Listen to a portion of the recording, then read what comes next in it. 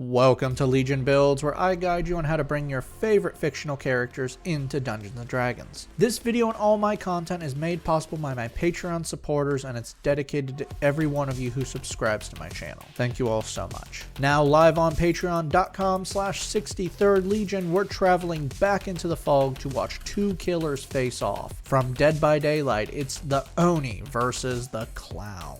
Today we're building the forgotten daughter of Shao Kahn, Skarlet. Born on the streets of Outworld, Skarlet became a test subject for Shao Kahn's experiments with blood magic. Now gifted with new abilities and mastery over blood magic, Shao Kahn adopted Skarlet and made her his personal enforcer. Skarlet has almost absolute control over blood. With it, she can create numerous small constructs, like weapons and tentacles, restore her health, launch blasts of blood, drain the life from her enemies, and for some odd reason, teleport. It's Mortal Kombat. Half the characters can teleport. For today's build, we'll be using the Player's Handbook, Xanathar's Guide to Everything, and Van Richten's Guide to Ravenlaw. We're using standard point array to make things simple for you, and we are not multi-classing. We'll start things off with Kahn at 15. You travel through the harshest areas of Outworld and go after those who cross Shao Kahn, and you don't live as long as you do with a low health stat. Charisma comes in at 14. High Charisma and you're a magic user? What class will you be? Dex flies in at 13. You have to be fast to survive in Mortal Kombat, though you're not as fast as your two sisters. Compared to them, you're a snail. Wisdom comes in at 12. Outworld is a realm of violence, and if you're not mindful of your surroundings, you're done. Intelligence will be low with a 10, and we're dumping strength. Both are way low for you, but they're not important for this build, so we can drop them.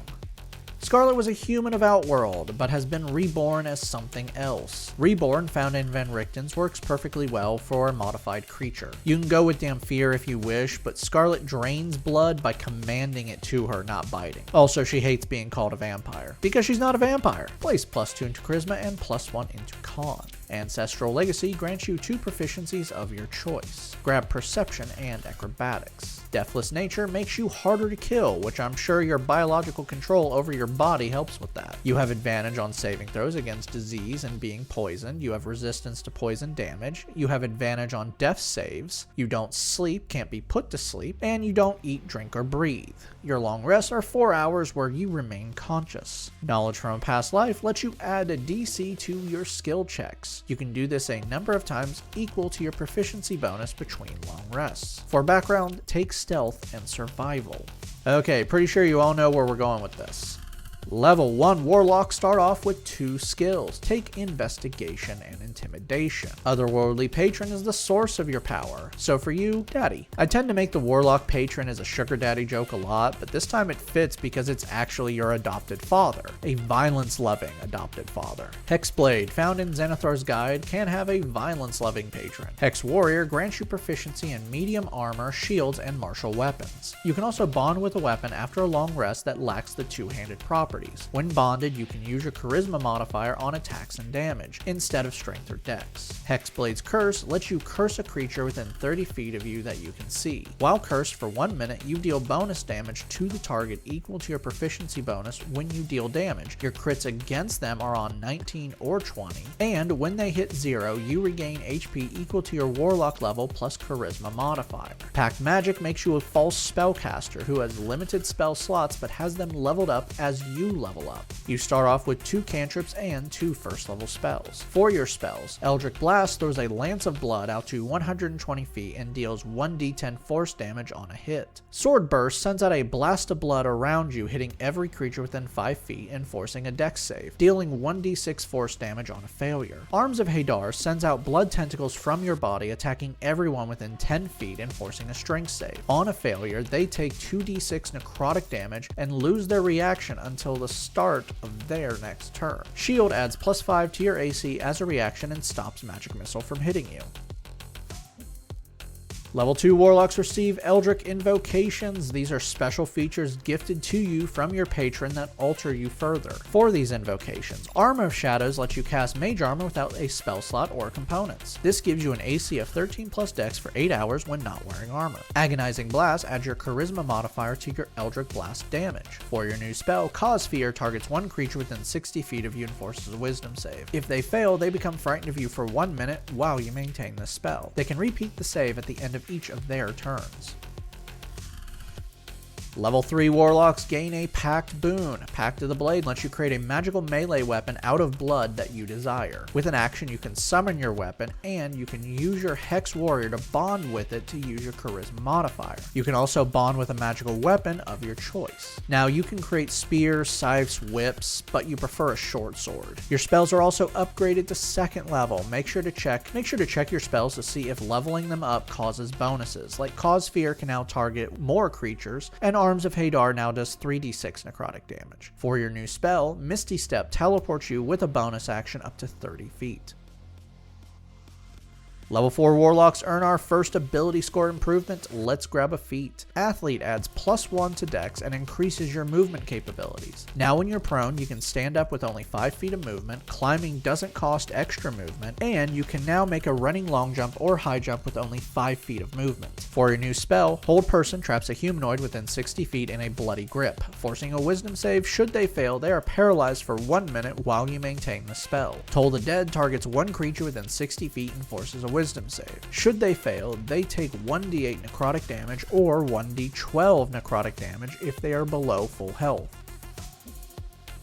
Level 5 Warlocks receive another invocation. For this invocation, Thirsting Blade lets you attack twice with your packed weapon with a single attack action. Your spells are upgraded to 3rd level. For your new spell, Vampiric Touch pulls the blood from your enemies and lets you absorb it. Making a melee spell attack, you deal 3d6 necrotic damage on a hit, and then you heal yourself half the amount of damage you caused. You can maintain this spell for 1 minute to keep using it each turn. Your character level 5 now, Sword Burst and Toll the Dead now do 2 damage dice each, and you can fire 2 Eldritch Blasts with a single action. Level 6 Hexblade Warlocks now have a Cursed Spectre. Now when you slay a human, you can take control of the soul and create a minion. This minion uses the Spectre stat blocks found on page 279 of the Monster Manual. This Spectre has temporary HP equal to half your Warlock level and gains your Charisma modifier to add to their attack rolls. This Spectre also lasts until your next long rest. Not really you, but make a Blood Golem because that sounds cool. For your new spell, take what you want. We're good right now. Level 7 Warlocks gain another invocation. For your new invocation, Improved Pack Weapon adds +1 to your packed weapon's attack and damage, makes your pack weapon your spellcasting focus, and now you can create a magical ranged packed weapon, but not the ammunition for it. Your spells are now also upgraded to 4th level. For your new spell, Shadow of Moil covers you in dark vapor that causes all light within 10 feet of you to turn into dim light and dim light into darkness. While you maintain the spell for 1 minute, you have resistance to radiant damage, and when a creature within 10 feet of you hits you, blood tendrils lash out at them and deals 2d8 necrotic damage.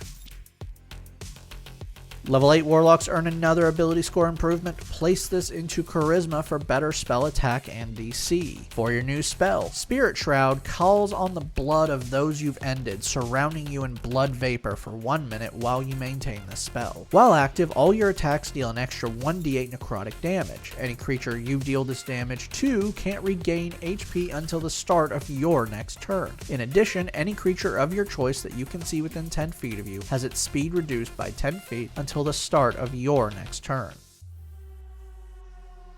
Level 9 Warlocks receive another invocation. For this invocation, Relentless Hex lets you teleport as a bonus action within 5 feet of a creature affected by your Hexblade's curse. Your spells are now upgraded to 5th level. For your new spell, Hold Monster is an upgraded version of Hold Person, but can now target any creature other than a humanoid.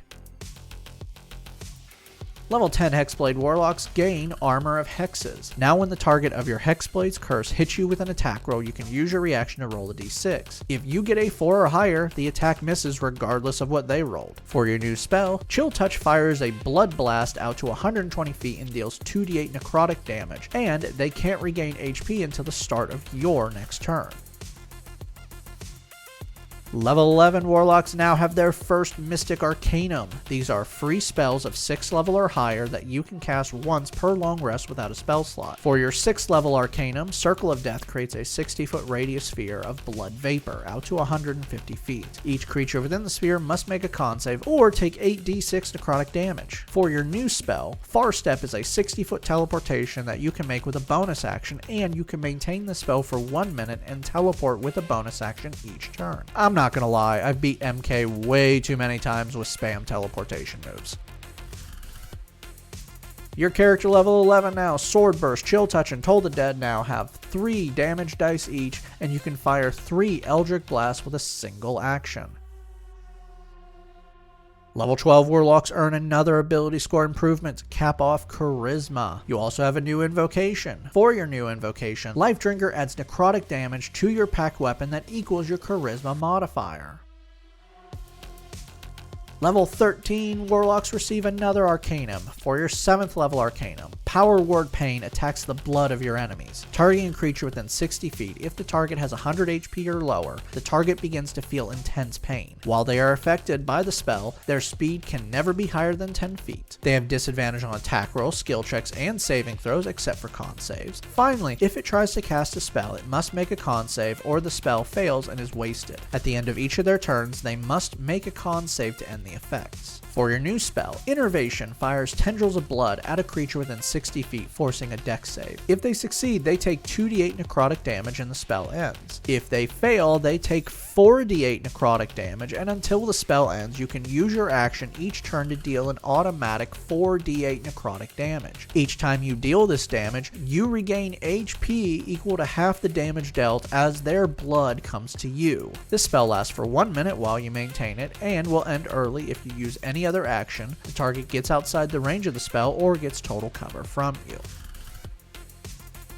Level 14 Hexblade Wizards gain their final subclass feature, Master of Hexes. Now when the target of your Hexblade's curse falls to 0 HP, you can switch it to another creature within 30 feet of you. If you do this, you do not regain HP from the previous target.